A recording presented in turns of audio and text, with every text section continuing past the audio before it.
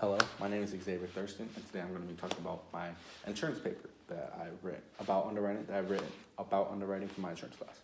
I'm going to be talking about in this essay all the things that I learned over this course or this semester about underwriting and all the processes and all the stuff that they do. First off, I'm going to be talking about how about the notes and flashcards that I learned throughout the semester from my class and my course.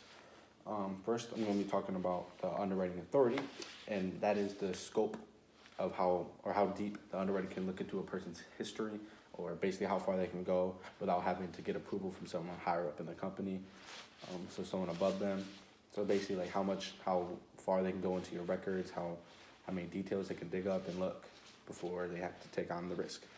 And then secondly, I'm going to be talking about the underlying guidelines, and that is the written rules or the rules that the underwriter has provided that the insurance agents and other underwriters inside the company for that specific company that they have to follow, and that they have to make sure meets their requirements or they don't, or before they have to cancel the risk. A line underwriter is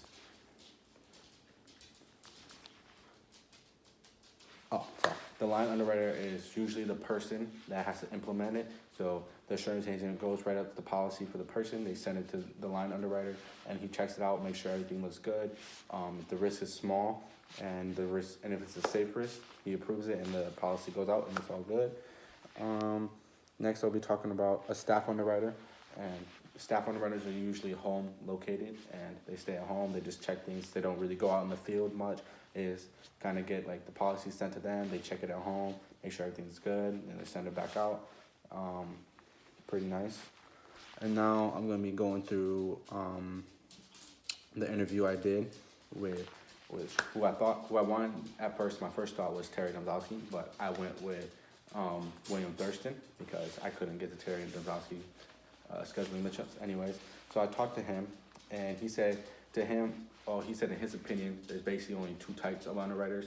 The type of underwriter that sits behind the desk or stays at the company, writes all the rules, and enforces the rules, and then there's the underwriters who are more like, that makes the rules for the companies, and then the other one writes the rules and all the guidelines, and the other one goes out and enforces it. So they go like the places, they check, like say if your roof is damaged, they go and check the roof to make sure it's not going to like collapse on the house, because obviously if it's going to collapse, they're going to have to fix it before they can insure you, because that's a high risk. Then he gave me a few examples, basically like a 17-year-old kid, a driver was in his house. They said that he wasn't driving. Oh no, they have to add him to the driving plan because he is a potential driver inside the house, because he's 17 and licensed, and just because he's not around his car, he might be around his mother's car, so they have to add him to that, so that all the rates would have to go up, and the underwriter has to check that, make sure it's all sounding good.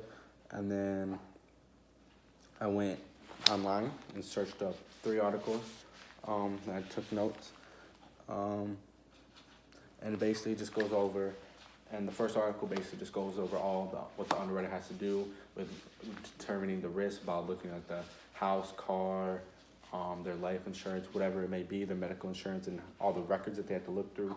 So they have to go 5 years back, say, because you got a ticket, a parking ticket, but you took a driver's training class or a defense class. So even though you got that ticket a while ago, you took that driver's class, so your premium would still be very low.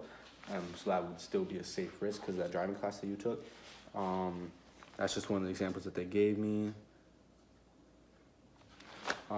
It also described the underwriter as one of like the backstage workers, and like because they're not very hands-on, or they don't really talk to the insured a lot. Usually, some do, obviously, in case they have to go check it out, stuff like that. They have to come to your property, look around your property and stuff, but usually they kind of just stay out of it. They just kind of communicate with the agent, make sure all the policies are good, and they go like that. They don't really talk to the customers a lot, or they're insured. Talks about how you have to be not more qualified, but usually underwriters are very qualified in their field. They have a lot of experience. They're very good at risk management and obviously assessing a risk loss ratio, to obviously come up, because the goal obviously for any business is to make a profit, and that's what they want.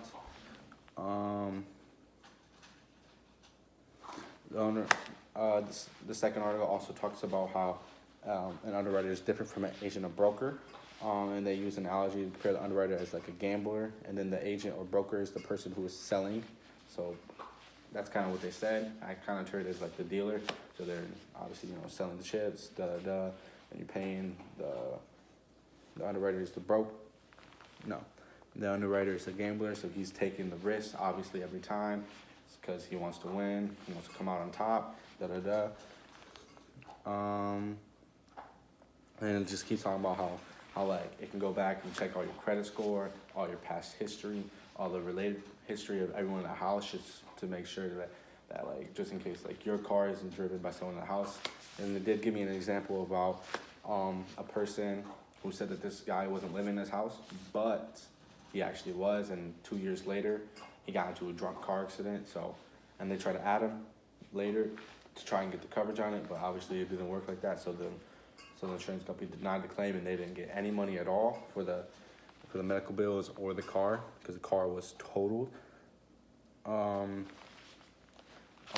then the third one talks about how they use underwriting, and specifically for like the medical field or life insurance, and it's determining the risk of the applicant. If they're like super old and sick, then you probably, if you do get insurance for that, it'll probably be a pretty high premium for a short term. But if it's like young, healthy, no health issues, it'll probably be a low premium, and obviously probably for a long time, and you can renew it for however.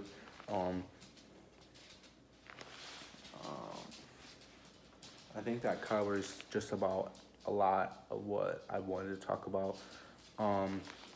Underwriters also can access just about any information that's public, or any of your past records, so anything like dated back for however long they need to go back for. And then they determine your premiums, or they assess the risk of how much of a risk you are, and if they determine it's a smart risk or a safe risk, they'll go for it. And basically that's a lot of what I learned about insurance underwriters. So basically the people who work more behind the scenes, and not like an agent who goes like and talks to the customer on the phone, and this is more like an agent, a lot more like customer service, while underwriters more like they just write the rules, they enforce the rules, they check over everything and make sure everything's A-okay, and they approve insurance policies for the company, whatever policies or the rules that the company is, because a lot of companies have different rules. Some only look for specific things to let them get insured. So like, say they only want to insure young people because young people they look for health insurance because young people have a lot less risk of dying because they're young and healthier than say someone who's like 70, 80 years old. So that's just like one quick example of what they look for.